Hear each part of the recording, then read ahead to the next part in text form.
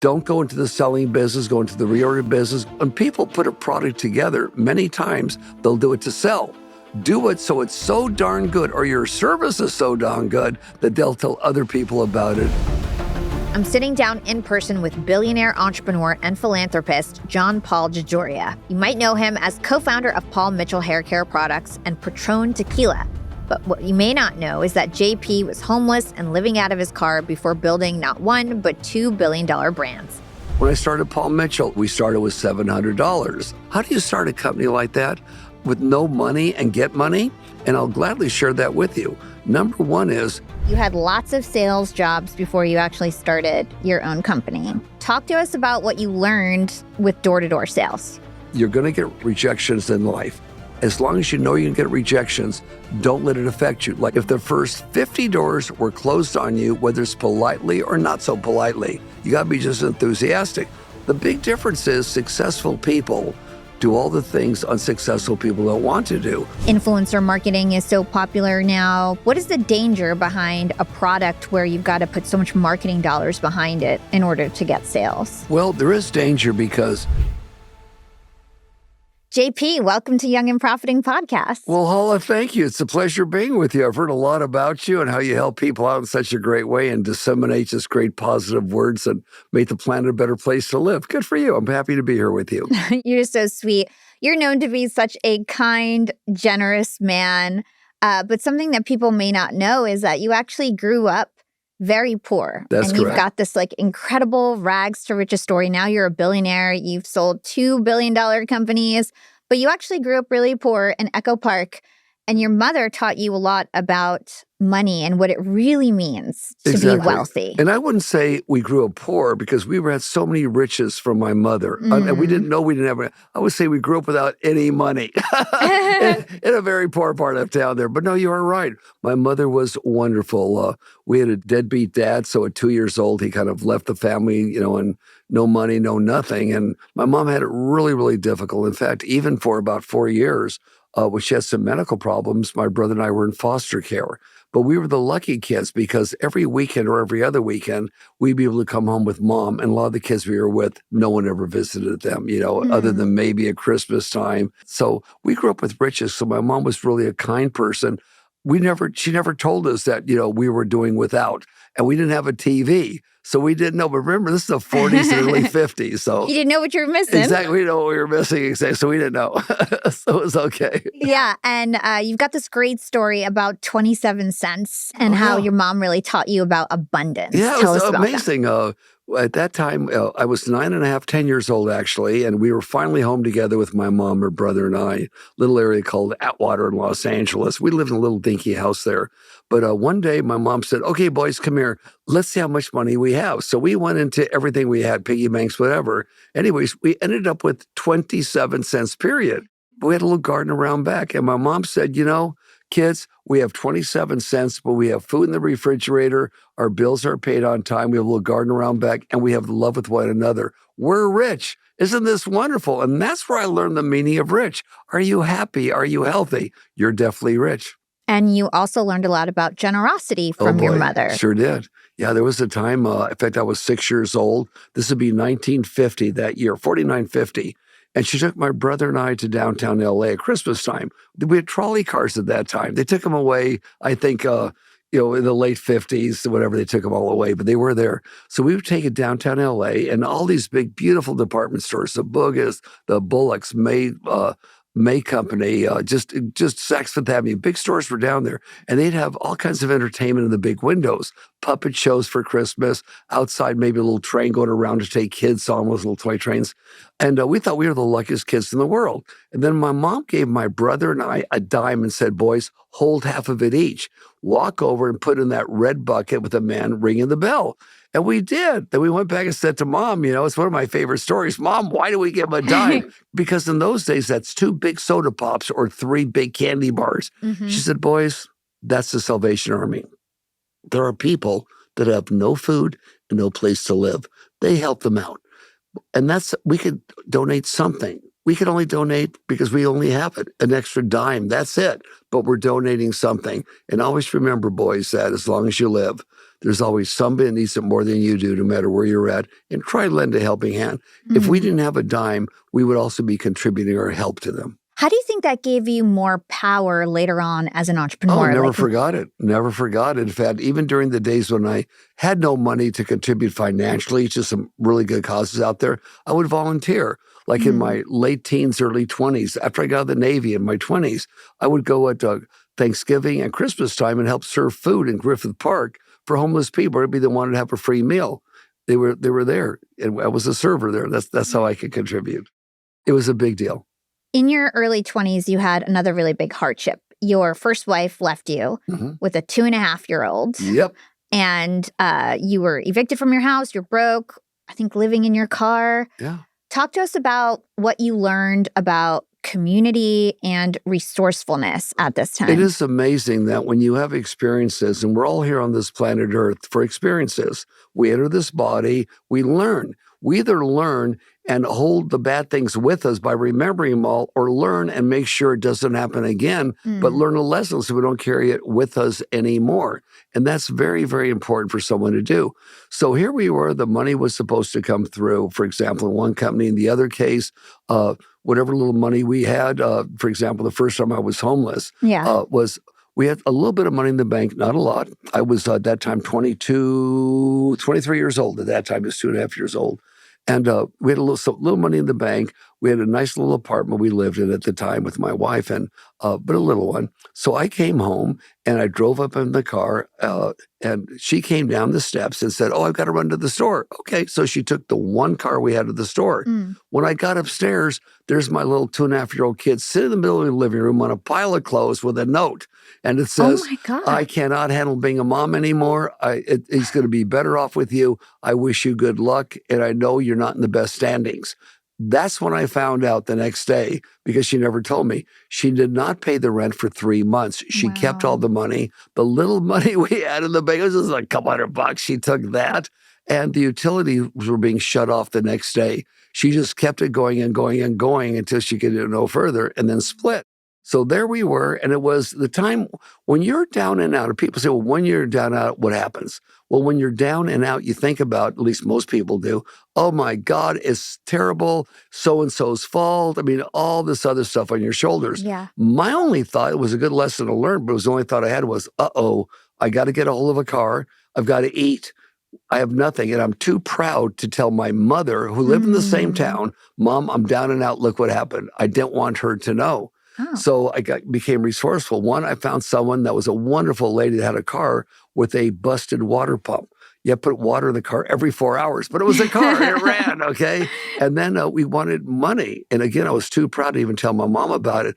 So in those days, if you had a soda pop bottle, a little one, the normal size one, it's 2 cents you would get. A big one, 5 cents, okay? But every grocery store and every liquor store in the 1950s and going into the 1960s had to give you the money for those. So we would go around to vacant lots, my little boy and I, and collect them all, or at night go to gas stations when they close and just take them right off the Coke machine, cash them in, and that's how we kind of survived. So a good lesson was that when you are down and out, your next thought should be, okay, I'm down here. I'm not going any further down. I mean, you can't get any further down than that, right? Okay, what do I have to do to get to the next step? That should be your only thought, because you cannot change yesterday's newspapers.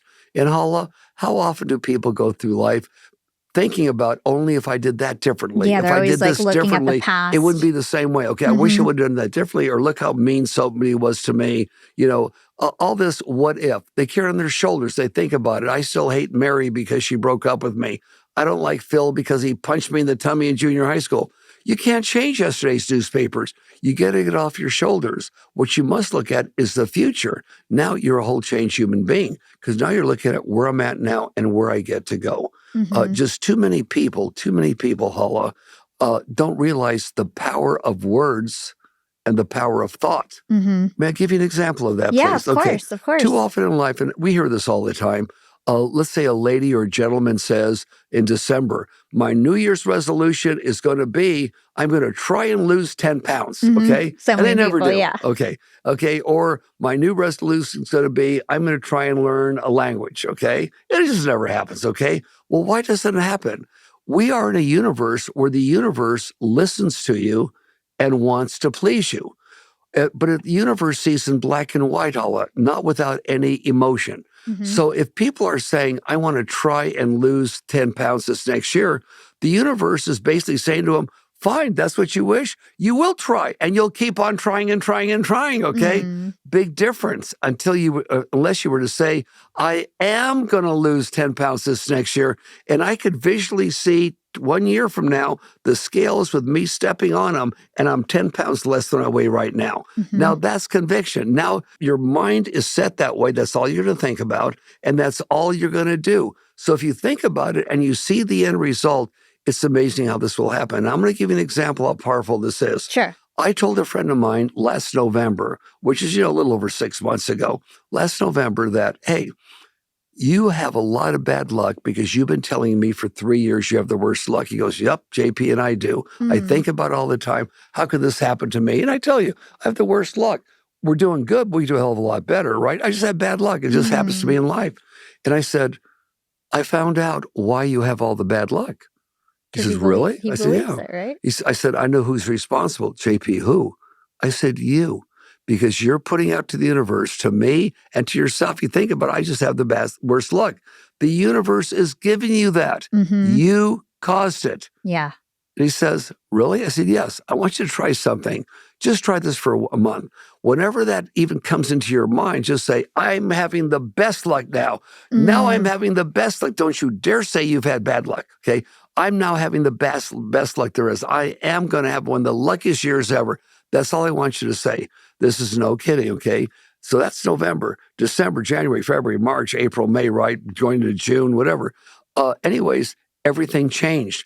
3 of the main product lines that he worked on, all of a sudden, on one of them, you can't even fill the orders. That's how many orders are coming in. The other 2 are doing great now, all because of his change of attitude. God, JP, that works. I said, it sure does. Those that think that, oh my God, I'm too short, too fat, too ugly, I don't have any money, I don't have an education.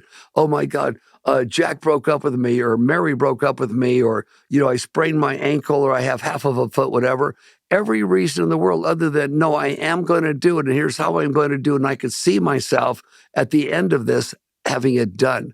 Huge change in life. Yeah. If people change this, we could change the whole world. The power of words. Power of words and your thought is so important. I'm a believer of this, and I always try to stop myself if I'm ever having any sort of negative thinking. I love to think positively.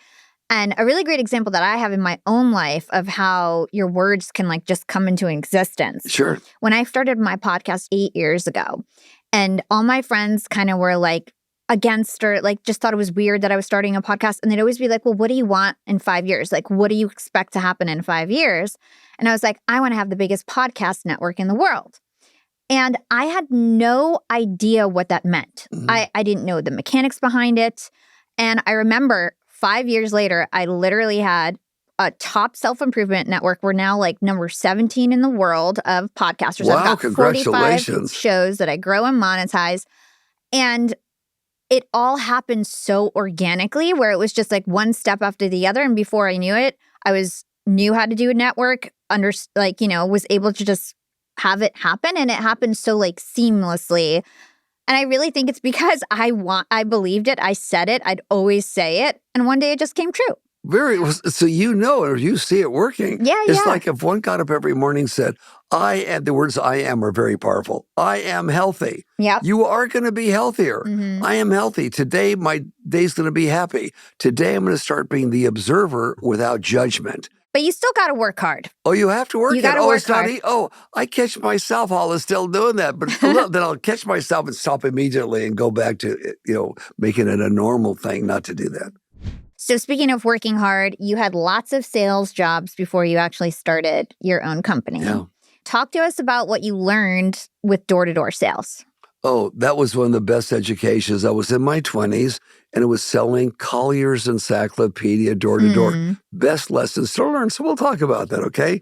In selling encyclopedias Collier's, because nobody knew about it, and you're knocking physically door-to-door. We had no leads, no people saying, please come and see me. No, well, this guy could be a young couple. Why don't you see him? It was door-to-door cold sales. And it was 4 days of training.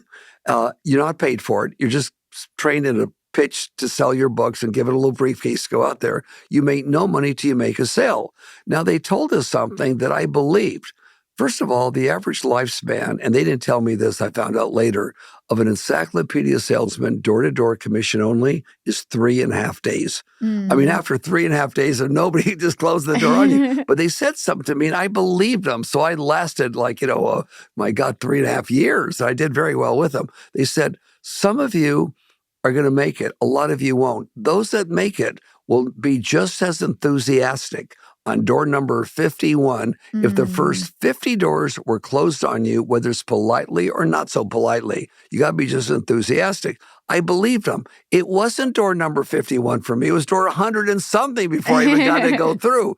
But it was true. The big difference is successful people do all the things unsuccessful people don't want to do, especially on door number 100. Be just as enthusiastic as you were on the first door. But these things do work. And there are a lot of things that contributed to what I was doing. Another thing was that if it's 8 o'clock at night and you haven't made a sale yet, there's still a light on, by gosh, at least knock on a few more doors. Say, it happened to be here. The light was on. I'm doing a market research on education. Could I ask you a few questions? Because when the going's tough, the tough get going. That's another little thing I learned there. It's amazing how you pick up these little tidbits along the way. Best education in the world in selling. Another thing, if you don't mind, I'd like to share with all of your people, and I learned this over time too, starting with encyclopedia sales, okay? Don't go in the selling business. Go in the reorder business. I thought that, for example, it's a one-time sale with Collier's Encyclopedia, but it was so good, I never had an encyclopedia, that if I had one of those at home, I'd actually probably do on my homework, right? That I believed everybody needed one. And I thought Collier's was a great one. It was written on a high school level, high school language.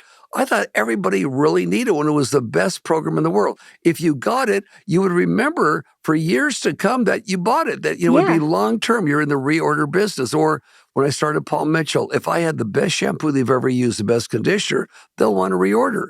So when people put a product together, many times they'll do it to sell. Do it so it's so darn good, or your service is so darn good that they'll tell other people about it or they'll appreciate it. Reorder business is so important, and a lot of people really focus on marketing. Influencer marketing is so popular now. Paid ads are so popular. What is the danger behind a product where you've got to put so much marketing dollars behind it in order to get sales? Well, there is danger because many times, I could give you an example. Somebody entered the professional beauty industry and spent, this is, my God, 25, 30 years ago, and spent immediately $3 or $4 million on ads and hardly had the distribution at all. Within 6 months, they went out of business. So it's not just the ads and marketing. It's a lot has to go behind it. But today you have things I don't have. Like for me, when I started Paul Mitchell, and our money never came through, so we started with $700. And it's in the book that I wrote, Success Unshared is Failure.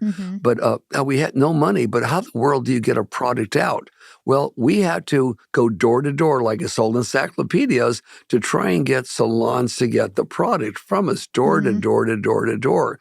We picked salons because I was in the industry previously, and I had been fired from 3 different companies, but I learned something different from each company that allowed me to go forward. And I did good with every company, but unusual reasons why. One was, hey, you're complaining about us testing on animals, and that's what the corporation's doing. But even though it doesn't make sense, it makes us look at it with a scientific approach. But you're telling other executive managers like you, JP, you got to stop doing that. I said, but I can't because what you're doing is wrong. Well, they fired me, and my divisions were up. Second company, I increased their sales by 50%. Syntex had bought a company called Firmidel, and I was hired to train their sales force and their educational force, which I did. And 50% the first year they went up in sales. They fired me because I wasn't one of them, the inner clique with them to play whatever. I got fired. And then with the Institute of Trichology, I tripled their sales, but I was mainly on a commission basis, made more than the owner of the company. They said, this will never stop. We'll get somebody else to your job for 1/3 the amount of money. If it wasn't for all 3 of those companies and the experience I had, I could have never started John Paul Mitchell Systems with $10 million, let alone $700. Yeah, the experience was so important. Oh, yeah. So we're learning whenever something happens that isn't good, maybe it's destiny or the planet saying, you don't belong here. You're going to get fired because your destiny, your purpose in life is yet to come. You're not leaving. We're making you move. Because I did good with every company, but I wasn't right for that company. It wasn't right for me. I moved on. John Paul Mitchell Systems was a great start. And today, obviously, it's the world's largest privately owned salon hair care company that puts everything back into the salon and makes sure they always benefit no matter how you distribute. So I recently was having a conversation with Naveen Jain, and he was actually talking about how it's such an advantage to be an outsider of an industry before you join it. But you had the advantage of being an insider of an industry. Exactly. So what was it that you wanted to change when you started Paul Mitchell? Well, I wanted the products to be so incredible that people, when they use it, want to reuse it again, right? Not that there's not other products like that, there are, but I want to make sure the hairdresser knew what we had was so good. And if they used it, we know they would recommend it. But we also thought that what is missing? I know what's missing. The salons aren't really in the take-home business, in the retail business. And I said, well, wait a minute. If I could show them how this shampoo you only use one time, this conditioner you leave in your hair, this sculpting lotion adds all this body, and teach the hairdresser how to explain it to their customer while they're using it. Like, I'm using this much conditioner, I'm putting it in your hair, I'm going to leave it in your hair because it'll eliminate a lot of the damage the blow dryer is doing, okay? Or I just neutralized the chemicals in my hands when I did that. It's a leave-in conditioner. It's like a pomade. You can use it too. Or, I mean, all the reasons why they're like, show it to the customer while you're doing it. And when they go home, you can say, here's the same products I used on you. They are available, by the way, at the front desk. But I would recommend out of these 5, for sure you should get these 2. Okay, because you're going to need these particular 2. But if you get all 5, or come back, get the rest. We started salon retailing. And all of a sudden, it helped salons take off and became more successful. Well, that's so smart because your hairdresser actually became your salesperson. So you were selling to the hairdresser, and then the hairdresser was selling to their customers. Yep. And that was before we could ever afford ads. We had no ads. All we had was the product's quality that they would like it so much they'd want to reorder. Let's talk about the origin story of Paul Mitchell. You team up with was he already famous, like a famous hairstylist? Yeah, Paul my partner Paul was a famous, Paul wasn't his name, by the way, it was Cyril T. Mitchell. But for a hairdressing name, he called himself Paul Mitchell. To the day he died, his passport was Cyril Thomas Mitchell, hairdresser, right? And we would switch up. You're chairman of the board one day, I'm president. Next day, I'm president or chairman of the board. We just had a blast because we had no employees. Yeah. So we wanted to start. So Paul was very, very well known as about 5% of the hairdressers knew him as being very, very avant-garde. But because we had a product line and we went around doing a lot of shows, quite a few more were. He was just one of the greatest guys. But we had a great relationship. We were pals for 9 years before we started. I didn't do hair. He didn't do business. We never argued about anything. It was just a wonderful thing. And we wanted to have the very, very best. And it turned out that way. Today, we are 46 years old. In this industry, you change your products about every 3 years, right? My first original 4 products are still good sellers. Wow. That's the quality of the products that Paul Mitchell made. And that's the quality of the products that hairdressers used and recommended their customers, and they wanted to reuse again because of the quality of the product. It worked, and it worked well. So when you guys started, you originally had an investor, and I think he was supposed to give you like $500,000, but he pulled out last minute and you guys were left with $700. So my question to you is, why did you decide, all right, well, we only have $700, but we're just going to move forward? Great question. Okay. He didn't give it to us, by the way. The way it worked out was the money was coming in down the hill, okay, and my relationship was going good, so I was out of my relationship. I took the used car, the more used car down the hill, left the better one with my wife and daughter, left them all the money, went down the hill there. The money never came in. I mean, that's what the story is. And an interesting story, it never came in. So when I finally found out about it, I found out why it didn't come in that night. Someone got a hold of me. They found me and said, JP, we know where to find you, okay? It wasn't in my house. And they said, JP, Dick Holthouse from Citicorp is trying to get a hold of you. Please call him collect, okay? For him, it'll be the middle of the morning. He's going to pick up. And he said, JP, the guy changed his mind the last minute. It was $500,000. He changed his mind at the last minute. He says, the reason he changed his mind, this is 1980. In 1980 and 81, inflation in the United States was 12.5%. Bad time to start a business. Unemployment in the United States was 10.5%. You had to wait in line for gasoline. And if you wanted a loan, if you could get one, we never could. Interest rates, prime rate was 17% interest. Wow. Worst time for us to start any kind of, so he pulled out. I found this out. I said, and Paul had flown over. He was in Hawaii at the time. And I said, well, Paul, listen, I've already got the product set up. We've already made the products. I have the silk. I have everybody set up, right? Paul, how much money do you have that you could spare? He says, JP, I'm on my last dollars. I could spare maybe $350. That's it. I said, I have a couple $100, but I'm going to go borrow that $350 from my mom. And with the $700, we are going to start a company and it's going to happen. He says, God, JP, I hope so. Now, my mom, once again, I was too proud to tell her, Mom, for the second time, I'm down and out. I don't even have a place to live. Can I have my room back? I was too proud to tell her that. So I didn't. So I lived in my car once again, okay, for a few weeks. Anyways, and we started the company. So now how in the world do you start a company like that? It's in the book also. How do you start a company like that with no money and get money? And I'll gladly share that with you. Number one is, from the time I said go, we were ordering initially 100,000 bottles. And they knew who I was from my experience with all these other companies. I had a great experience in the industry. Yeah. So I said, guys, we're going to do it. I set up 30-day billing. Well, when the money didn't come through, I had to be creative. So I called up the bottle man and said, look, can I get a sample order of only 10,000 bottles, not 100,000. 3,000 shampoo one, 3,000 shampoo two, and 4,000 the conditioner. He goes, of course. I was wondering why you never got a sample order before. I said, great. I said, ship it as quick as you can, the empty bottles to the silk screener. I called the silk screener up. Hey, we're having a run of only 10,000 bottles. Can you do this, right? All we needed now was the artwork. And I did the same thing with the filler who filled our products for us. So I had everything ready to go. Only 10,000, right? So I had 30-day credit with each one that was arranged. If they knew what we were at that time, we wouldn't have any credit, right? So I called the silk screener and I called the filler. He sent it over immediately. From the time it went from the bottle company, which was Sedco, to the silk screener, to the actual filler along the way, right? That was 2 weeks. I had 2 weeks to pay the first bill. Now, let me back up. What did I do with the $700, right? And how did I start a darn company with that? We went to the person that did the artwork. You cannot get a silk screen unless you have the artwork, right? It was $1,000. We didn't have it.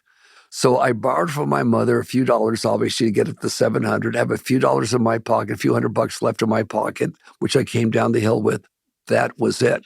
So I told the guy the truth. He goes, well, if you only have $700, I'll never get my other $300. You want the artwork? It's $700. He took it all.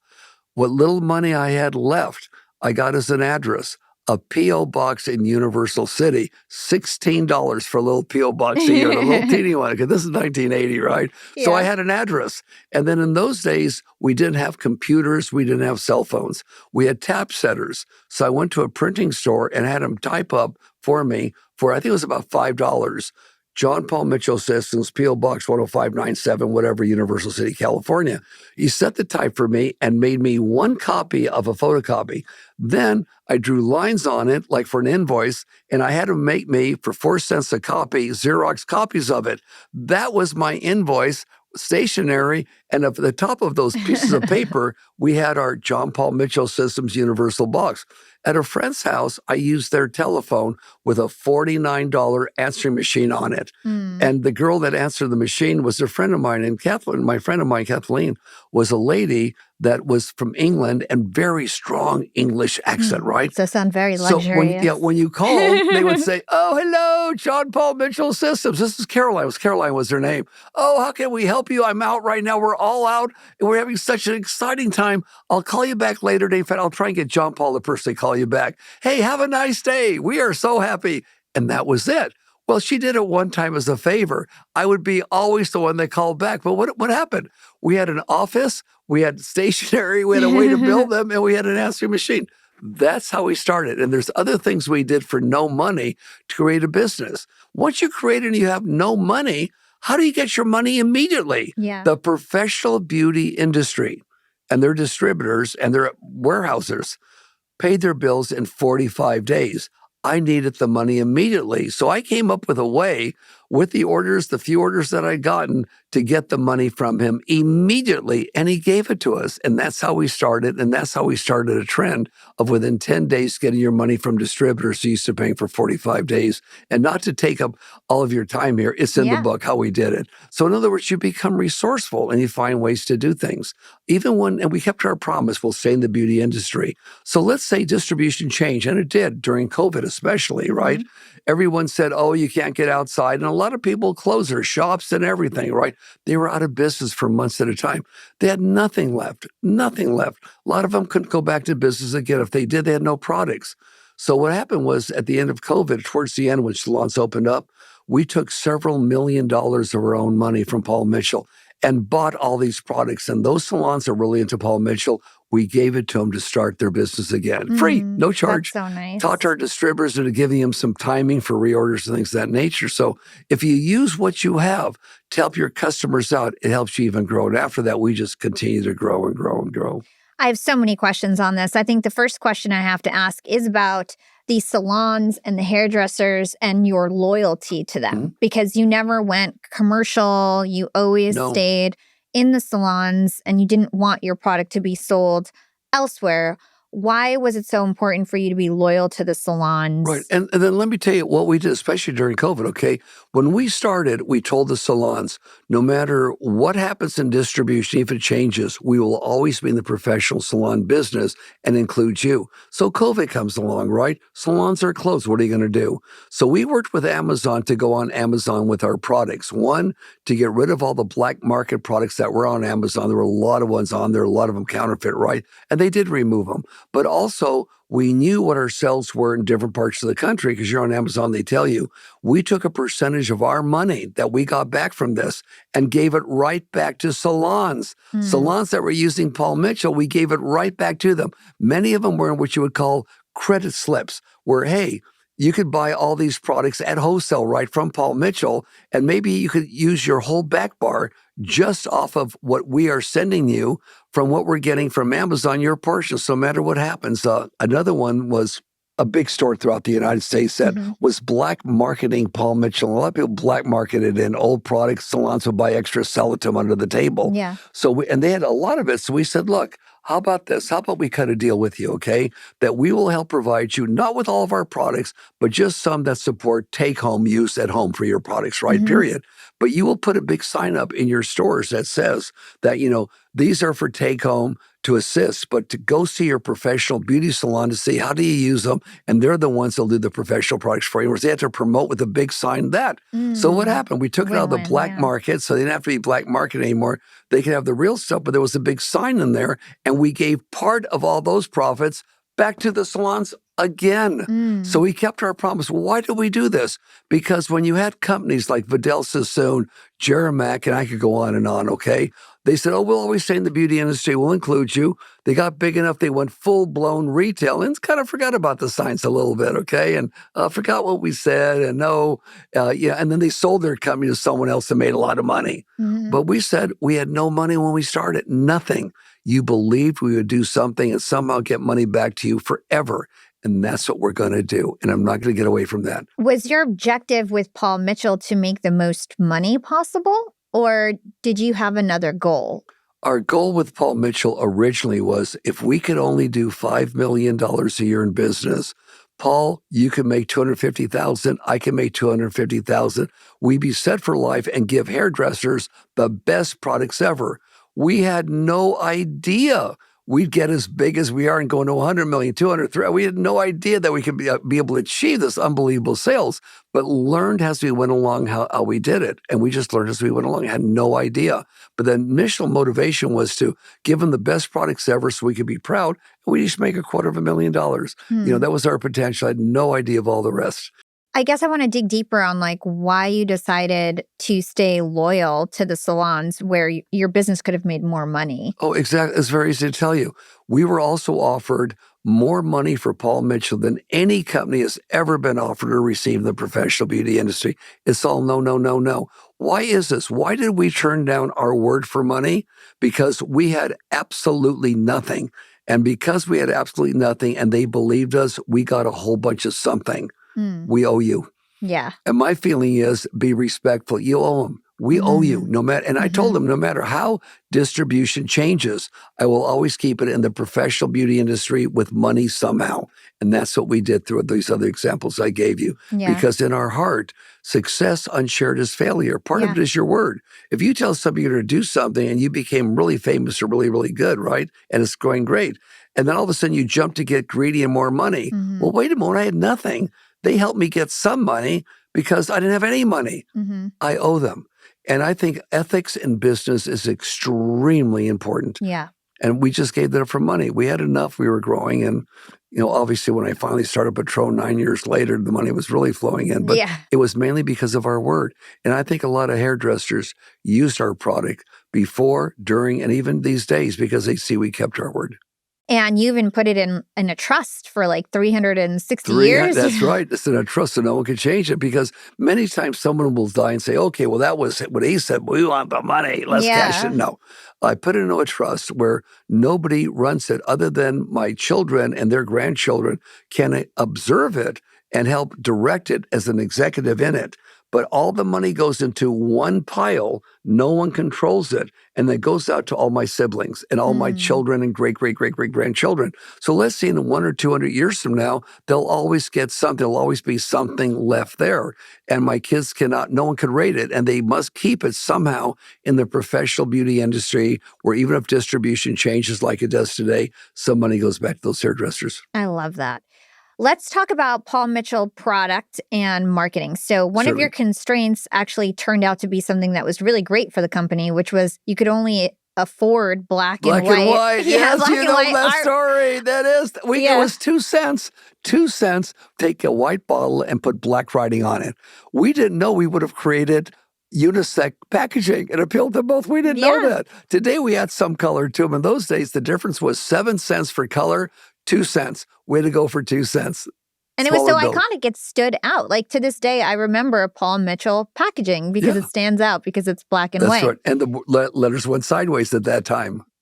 Reordering, I think, is one of the best principles of your book. As an entrepreneur, there's so many entrepreneurs tuning in. And we really want to be in the reorder business. We don't want to be in the selling business. That is correct. And part of that is having a product so good that doesn't require marketing or as much marketing. Exactly, yeah. But you want to have some marketing, but if you could get it, requires it. Let me give you an example of that. In fact, this is good for your audience to know. There is a site you go to, okay, called Global, like GOBAL, S like in Sam, K like in Kentucky, U like universe. globalsku.com. Now, why is this great? We didn't have that in my day. I wish we did. I'll give you an example how this works. You could take your camera, take a picture, let's say, of an old T-shirt in your closet, half a bicycle in your garage, whatever, and then you take it with your camera. In a matter of seconds, it's like AI, right? A matter of seconds, the picture comes up of what you had and what it looked like, new, and underneath it, what it sold for used last. Okay, all pops up like that, right? In seconds. Then you could push the button. Do I want it on, on this place to be sold? Do I want it over here to be sold? For example, if you wanted to go online and sell something, in your mind, what's the first place you would go to sell it if you were going to go online? eBay or... eBay, okay. So what happens is, now you have this all in seconds. Now you have a choice. You push a button. Do you want that to be sold? Because now you know what the price was. What price do you want? Or do you want it auctioned off, okay? Do you want to go on eBay or do you want to go on 3 or 4 of these other sources you could go on or on both of them to sell what you have? All instantly. What does something like this cost? $15 a month. Up to, I think, a maximum of $400 a month. I believe for $15, you get about 20, 25 sales. Now, I wanted to see this work. So they sent 2 guys into a thrift store to buy T-shirts. One had Illinois, I believe, across it, but all embossed. So it must have been a special T-shirt for $2. The other one, some artwork on it for $2. They paid it. By the time they left the store, the guy that got the one with the Illinois or the state on it sold it for almost $100. There was something special about that T-shirt somebody realized because it went out to millions of people, right?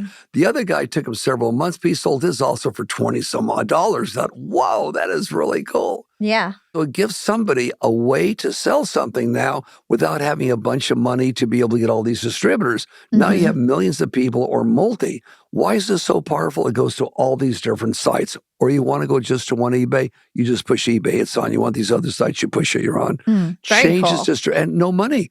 You could from your home have a business. Now you have distribution and cost you anything. It's easier than ever to be an entrepreneur. You used to have to go door to door to the distributors, and we get to use sites like Global SKU, and even our social media sites are free marketing distribution. And so we've got a lot of distribution online that you didn't have when you were starting your company. Amazing, isn't it? Yeah. Let's talk about Patrón and how you ended up, going into the beverage industry. So give us the origin story of Patrón. How did you come up with the idea? And tell us the importance of storytelling when it came to the marketing of Patrón. Storytelling is so good because then you can tell somebody what your feature is and how it benefits you. So Patrón, we're in business now at Paul Mitchell, and this is 1988 going to 1989. And I'm building a house on the West Coast for my whole family, like a vacation house. And we're getting stones and a lot of our stone work and pavers from Mexico. And a friend of mine introduced me to this fellow named Martin who just went bankrupt in the hospitality business. He says, JP, give him a helping hand if you could. I said, okay. So I was the bank. He would go to Mexico, buy pavers, furniture, come back and sell it to architects for model homes or restaurants. Buy it in Mexico really cheap back in the United States here. And one time he was going down there while I'm building this place to get me some stone. I said, Martin, and we were drinking tequila. But it was the type, though, where you would lick the salt, shoot the tequila, and squeeze the lemon so you don't get that burning taste in your throat or make it into margarita. So I said, Martin, when you go down there to buy this stuff, why don't you find out what the aristocrats drank and bring a bottler back so we could drink something good? We knew nothing about the business. He came back with these 2 long bottles, like just normal bottles of tequila. But it was really smooth. He says, but JP, I met a guy named Francisco Alcaraz who knows how to get this stuff made in this plant and, more important, can make it even smoother. I said, really? I said, Martin, go back down. Here's the money. Get a ticket, right?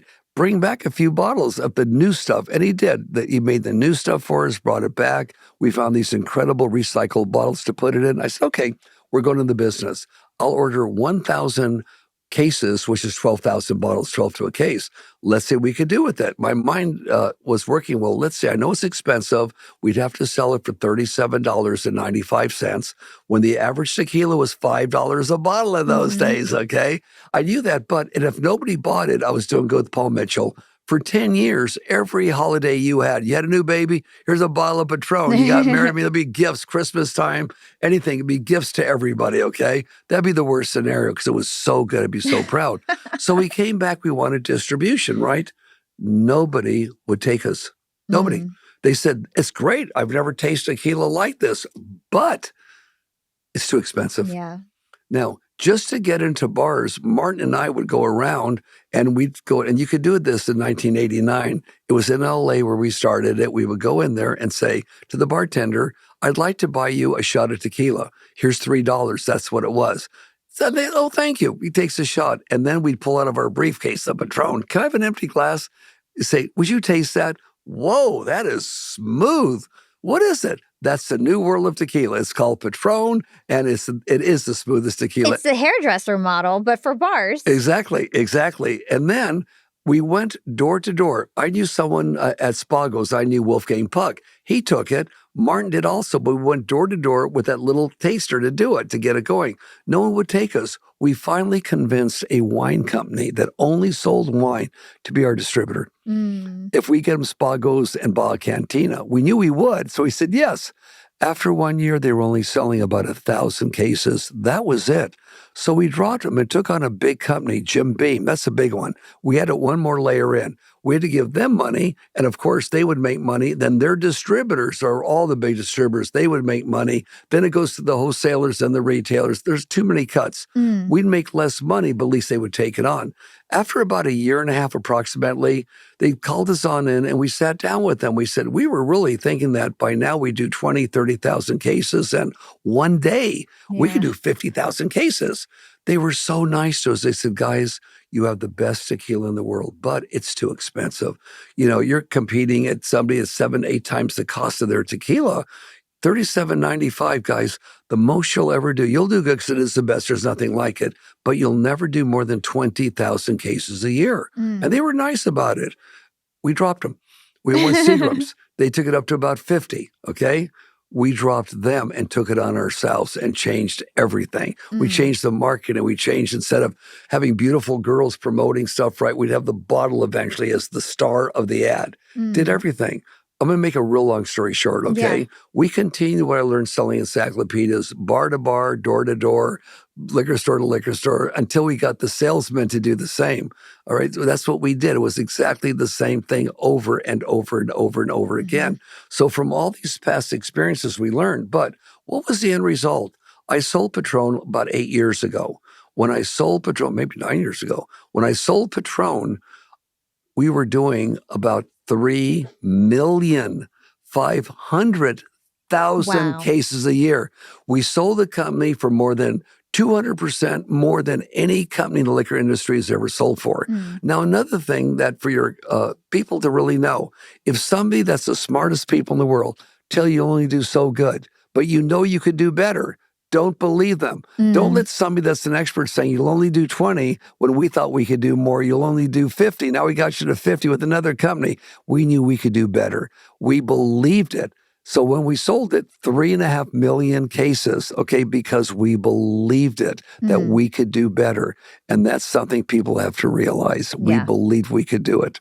Well, I want to unpack also the branding and storytelling around Patrón, because it was really marketed as this premium, luxurious product, from the price point to like the way that it was crafted and the storytelling that you told around that. It was really like the Chanel of tequila, right? Yeah. You want to know the magic? I'll tell you the magic. Very easy. Okay, so we get this thing rolling. And what was the magic behind it, especially for a high price? The magic was when we start promoting it, not just as the best tequila ever, here you taste it. And we told bars to promote it the same way.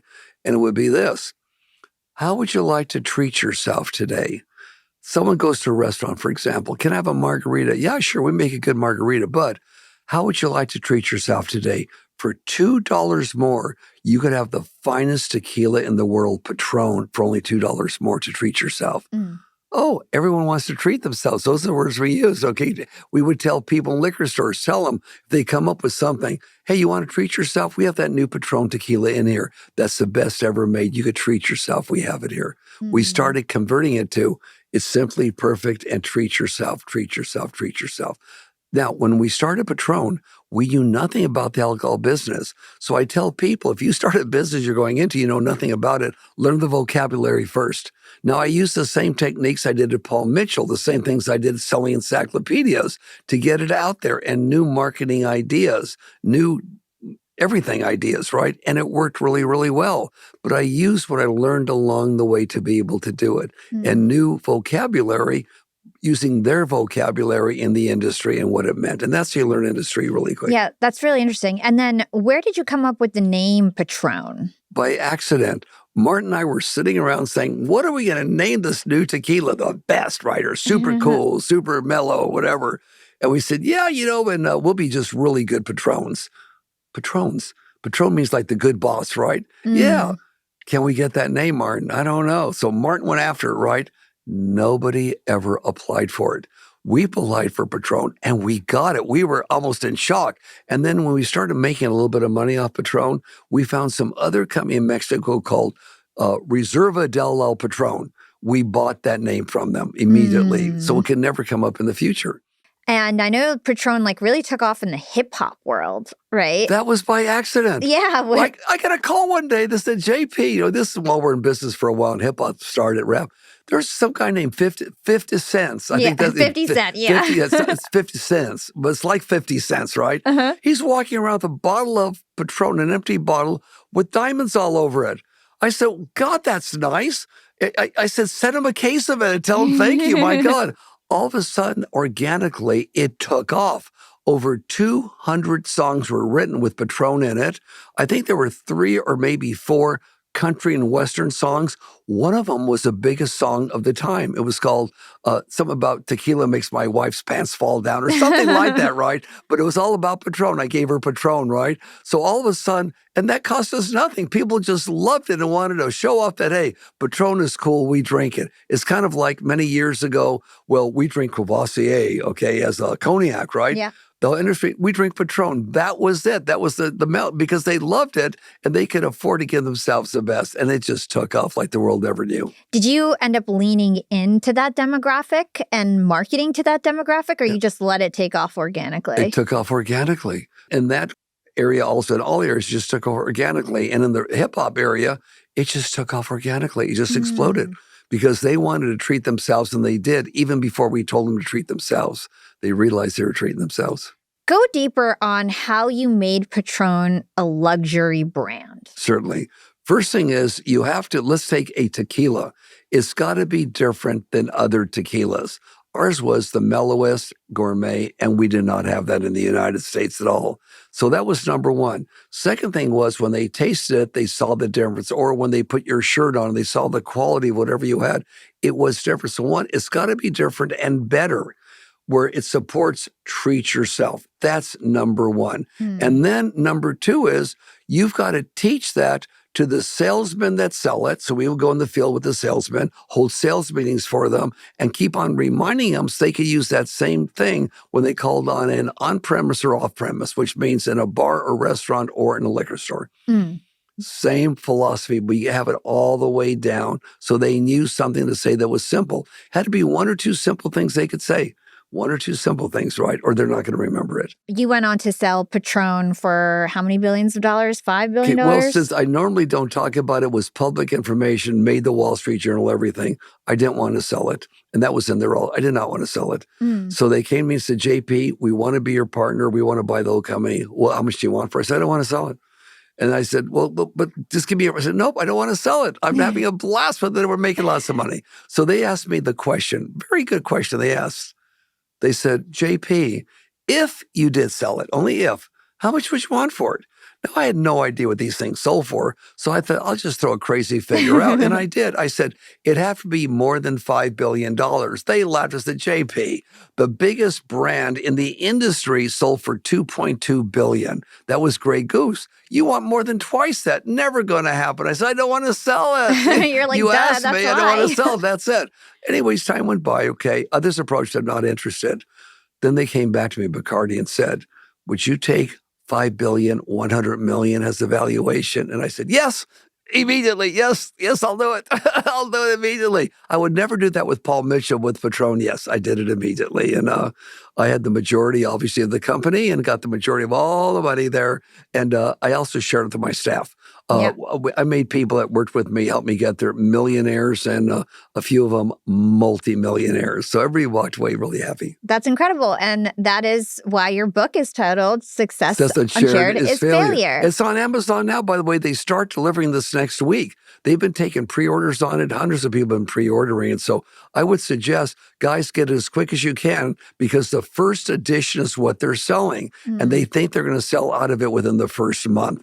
Get it while you can. I can just guarantee you that if you read it, it's not only an autobiography, but it's how to do all these things, how we did it, how we got money earlier, how America still works, and other things you could do. Other things you could do in your life that you'll find in that book that I'm allowed to talk about now. And I'll give you one quick example, okay? I am not and never have been an agent of the CIA. I am not and never have been an agent of the FBI. But I trained and have trained more than once, both of them. I trained them how to be a more loving, caring manager, because they have turnover like everybody else. You know, like, in fact, it made the front page of the Wall Street Journal. Have a good hair day at the CIA, okay? JP Hair Care Mom, go teach them about how to be more of a loving manager. But anyways, that's the pre-setup for this.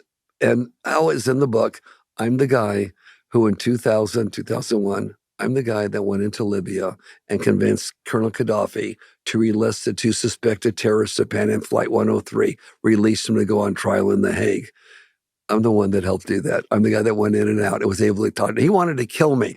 Okay, after I started talking with that, the guy that was with me was, I would think peeing in his pants. He said he spilled tea on his pants. The whole story's in there.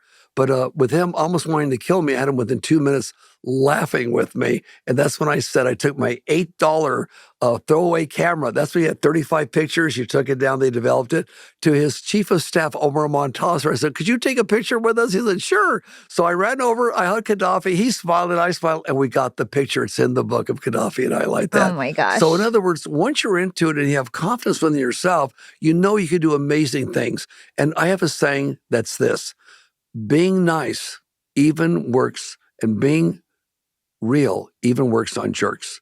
Being good to everybody works. It really works, even on jerks. Yeah. Even on jerks. So I was nice to Gaddafi and I made him laugh, even though he was ready to kill me for something I'd said just minutes before. Yeah. So these are some lessons we learn along the way and we apply them to people. We apply them. Mm-hmm. I read the book twice now, and there's so many incredible war stories. There's so much inspiration in it. There's, especially for young entrepreneurs who are bootstrapping their companies and having to be scrappy and resourceful. So I absolutely loved it. I highly recommend that people go.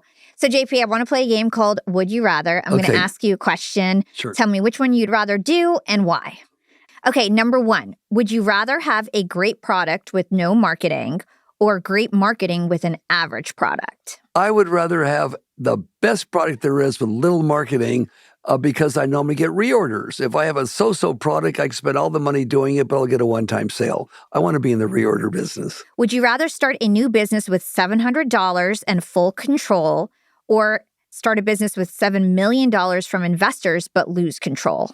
I would rather have $700 and have full control if I could build a business and have it myself and control it the way I'd like to do it, the way I envisioned it, if that's possible. Would you rather be first to market or be the first to truly get the product right? I would like to be the first that gets the product really, really right and the very, very best. Then, once again, you're in the reorder business. Would you rather have 1,000 loyal customers or 1 million followers on social media?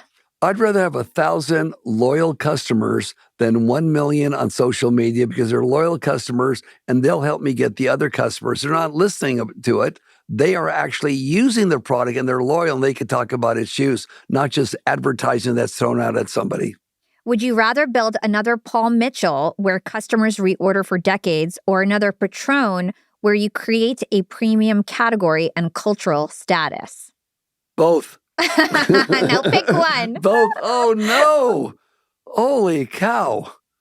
Boy, that's a tough one, because you're talking about two unbelievably successful products that are really, really good. If you had to just choose one that would have been your legacy, which one would it be? God, that's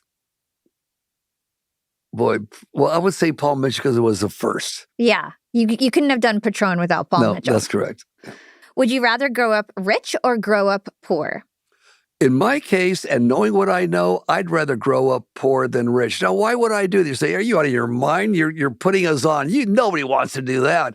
If I grew up rich with all the money in the world, I would have never learned the lessons I have learned in this life, in this body, this time around. I would have never learned them. And also the humility on what people go through in life and how to give them a helping hand to raise them up, which makes me even happier. To close out this interview, I want to talk about the main motto of your book, Success Unshared is Failure. True. Why do you take it so far? Why is it not just like incomplete or bad? Why is it failure to not share your success? In the 1950s, J. Paul Getty Jr. was the richest man in the world. He was a multi-billionaire. He was an oil man from Oklahoma that ended up starting Aramco, the big oil company in Saudi Arabia. He's one of the guys that helped it going. And he lived in a huge, huge place in London, England. And he noticed once, this back in the 50s, we had what's called toll calls. We had them in the United States. If you call across town, it's an extra 2 cents a minute. You call across states, maybe it's an extra nickel a minute, whatever. Anyways, he looked at his bill in London, and it was like 250 pounds, which was equivalent of about $500 in the 1950s. And he said, my God, they're taking advantage of me. My guess, this is the richest man in the world. They're taking advantage of me. So he put a pay phone in his house. If somebody wanted to make a telephone call, they make it off a payphone. I mean, that guy was really cheap. Anyways, but here's the lesson to learn and to answer the question really, really well from the richest man in the world. In one of the very few interviews he ever did, The lady interviewing him said, J. Paul Getty, you are the richest man in the world. Is there anything in your life that you would do differently? And he looked at her and said, ma'am, in one of these rare interviews that he had, you're wrong. Or you're only half right. I'm not only the richest man in the world, I'm the most powerful man in the world. I could change governments. I could change governments with my money and my wealth, and I have, by the way. He said, but would I change something? Yes, I would. He says, I would change the majority of my wealth and my power to have been happy in life. I've been married 7 times, didn't love any of them. One of my grandkids cut off his ear and sent it in for ransom. I have not been happy in my whole life. I've just been unhappy, but wealthy and strong and powerful, and a lot of people didn't like me. So she said to him, well, why don't you start doing it now, J. Paul Getty Jr.? And his answer was, can't. It's too late for me. I've only got a couple of years late. It's just too late for me. I wish I would have learned that lesson early. And if I could go back and change it now, I would. It's too late for me. So what is happiness? If you have all the money in the world, you're not happy. Is that worth it? Would you rather have a hell of a lot less or just getting by, but you're happy in life? Yeah. Big lesson to learn. I know that you want to be remembered not for your companies, but for your kindness. And you've got so many examples. I think even with Paul Mitchell, like your first $2,000 of profit that you ever made, you like bought out the restaurant and like paid for everyone's dinner. Let's say helped a bunch of kids who were inner city children that couldn't order a whole lot. That's so sweet. Talk to us about the way that you've shared your wealth over the years and how you're like willing to be hands-on and why even being hands-on is important for you. Of course. Well, let's go to the sharing the wealth part here. The first part of your question is this. If you're like J. Paul Getty Jr., you became the richest of all rich, and you haven't shared it any at all, and you're unhappy, well, that's not very good. But if you're blessed enough and God gave you the ability in these bodies and helped you out a little bit, okay, getting what you have, well, isn't it only proper to share it?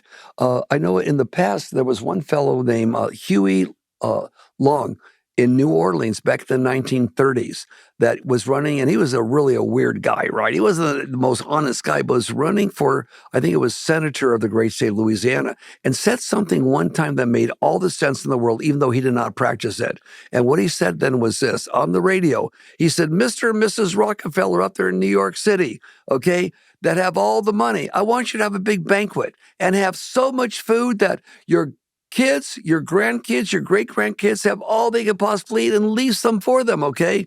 But there's going to be a lot left on the table. Would you send those extra down to the poor people in Louisiana so they could eat too? In other words, when you have something and you don't give, you're not happy. Yeah. In life, when you give something to somebody else and you ask nothing in return, you are high as a kite. I mean, there's no weed you're going to smoke that's going to get you that high. You are so high and you're feeling just so great. It changes your life. Are you a true success if you made millions or billions? No. If you made millions or billions and did something to help change the world with some of it or your time or energy, now you're sharing. I was asked many times, JP, what would you have on your epitaph? Let's say you were buried and not cremated, but let's say you were buried or just you had a stone that was your epitaph. What would you have on there? And I said, oh, this is so easy. He came to this world with absolutely nothing, John Paul DeJoria, but made a change to make millions of lives better because he was here. Period. That's it. I love it. That says it all. And it makes you feel better. That's why you should share. You're a failure if you don't.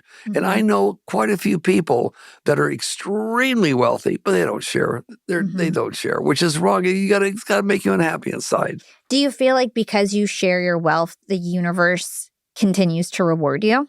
Definitely. When you're good and you share, you are rewarded. Whether it's immediately or whether it's 10 years later, or it could be your next life around, somehow it's going to come back to you. It does. That's why success and shared is failure. Because if you don't share it, you hoard it, something not so good is going to happen to you eventually. Because that's what you told the world you want to do. I want to have money, money, money, money. I don't want to share. Okay, fine. You'll have this money you're not going to share. But at the same time, you're not get the benefits of sharing. What's one of the benefits? You're happy. Yeah. You did something for somebody else that want anything. That makes you happy. Success unshared is failure. And if you don't have any money, you don't have to have money to be successful and share. Share of your time, very valuable. Volunteer to do something, give somebody a helping hand. Smile at people every morning. If you get on an elevator and say, good morning, everybody. Just little things like that is sharing goodness with the world. And you've got so many stories in the book of how you've like supported different communities and really went and helped. And use answers not for only your homelessness. money, but your status, your connections That's to, right. to help people. That is correct. And it works and it makes me very, very happy. I'm a happy man. So You I'm are. very wealthy. I'm happy. I'm very, very wealthy. I'm happy. Yeah. So I end my show with 2 questions I ask all of my guests. Okay. The first one is, what is one actionable thing our young and profiters can do today to become more profitable tomorrow? Okay. Part of what you earn is yours to keep. And I read this in a book when I was selling encyclopedias. I think it was called The Richest Man in Babylon, where he was a poor guy, but he would get a little rug, enough to buy a rug, because he was selling rugs for somebody else and sell it. But he says, I got to keep some of this for me. So people get a check, especially if you're starting at very little money. Immediately, with every dollar you see, start out taking 5% of. If you found $10 on the street, take 50 cents of it. Okay, put it in the bank. Take something, because whenever we get checks or money, first thing we do is pay all our bills. Whatever's left is discretionary. Do the reverse. Take 5, eventually take 10%, but take 5% of whatever you earn or whatever you find and put it in a savings account, even though you make nothing off a bank in a savings account, right? But you're not going to touch it. It's a savings account. Yeah. You'll be blown away how that attracts other money. Pretty soon you'll be making enough where 10% you'll put in there. It's starting building your wealth when you have none. By getting to that little habit. The next thing is believe in yourself more than anybody else and learn the lesson. There's some of these lessons in the book, but the big lesson is knock on door number 51 or door number 101, as enthusiastic as you will be. Then you're not going to be in business for 3 days. You're going to be in business hopefully for the rest of your life, or in a good business, or you switch businesses. Those are the biggest things. And the 2 things I will say, always remember is, number 1, don't go into the selling business, go into the reorder business we talked about. And the second thing is that you're going to get rejections in life. As long as you know you're going to get rejections, don't let it affect you, like the 50 doors, whether they're closed professionally, nicely, or rudely. Number door 51, number 110, whatever, be just as enthusiastic and happy. You're finally going to break through, because you'll learn on all the other ones how to do a little bit better. Yeah. You got fired from 3 jobs and then started Paul Mitchell. Exactly. Yeah. So your experiences are That's really correct. what leads you to be able to create That's something correct. amazing later on. And what would you say your secret to profiting in life is? Is being a happy person. Because that's going to be one of your biggest profits in life, is being a happy person in life and not cheating anybody. Give them something, $1's value, and don't cheat them along the way. And you're a very, very happy person in business. And where can everybody go to learn more about you and your new book? Well, they would go on Amazon. That's one example. Amazon, you can buy it right now. They ship it out next week. And but I would say this to all your listening audience. If you're an adult, when you read the book, read it with your children, or let your children read it next. And if you have grandchildren, let them read it also. It shows America works and how you could start in a variety of businesses with no money, become successful with the same exact principles and many things we haven't talked about now. I love it. JP, thank you so much for your wisdom today. It's a pleasure. You're a superstar getting these good messages out. Thank you very much. Thank you. Well, Yap Gang, I hope you enjoyed this as much as I did. What an extraordinary conversation with John Paul DeJoria. From being homeless and living out of his car to building Paul Mitchell and Patrón to billion-dollar businesses, his story is proof that resilience, integrity, and generosity are not just soft values. They are competitive advantages as an entrepreneur. JP made one thing clear: rejection is not a stop sign, it's training. He got turned down over and over again, and instead of shrinking, he sharpened his pitch and kept on knocking. He didn't obsess over closing one big deal. He focused on building a product so good that customers reordered. That's the shift. Stop chasing one-time wins. Build something that people come back for, and you'll build a legacy. Second, he bootstrapped with creativity, not capital. When suppliers said the minimum order was too high, he negotiated smaller runs with the same terms. He offered incentives for early payment to manage cash flow. He proved demand before scaling. That's scrappy entrepreneurship. Shrink the risk, secure the terms, deliver excellence, and then expand. And finally, his philosophy says it all. Success unshared is failure. He stood by his partners, he guaranteed quality, he built community around his brands. For JP, wealth without contribution is empty. Real success multiplies when it improves other people's lives. So take this with you, Yap fam. Outlast rejection, engineer reorders, negotiate boldly, protect your reputation like it's your greatest asset. And when you win, share it. Thanks for listening to this episode of Young and Profiting Podcast. If you listened, learned, and profited from this conversation with the incredible John Paul DeJoria, share this episode with a friend or fellow entrepreneur. Even better, write us a few words about what hit home for you. I genuinely read every single review, and they remind me why I record these podcasts each and every week. Yeah, fam, I love reading your reviews. So take a couple minutes right now and write us a 5-star review on Apple, Spotify, or wherever you listen to your podcasts. You can also watch the full conversation of me and JP on video on YouTube and Spotify video. You can find me on Instagram at Yap with Hala or connect with me on LinkedIn. Just search for my name. It's Hala Taha. I love hearing from you guys, so don't be shy and shoot me a DM. And finally, the biggest shout out to my amazing guest outreach and production team. Shout out to Furkan, Joshua, Hisham, Jayreen, Nina, Michael, Gadundra, Caleb, Paul, Maxie. There's so many people on the team that work on this show. I couldn't do it without you guys. Thank you guys so much for all your hard work. And of course, the social team. I appreciate you guys as well. This is your host, Hala Taha, aka the Podcast Princess, signing off.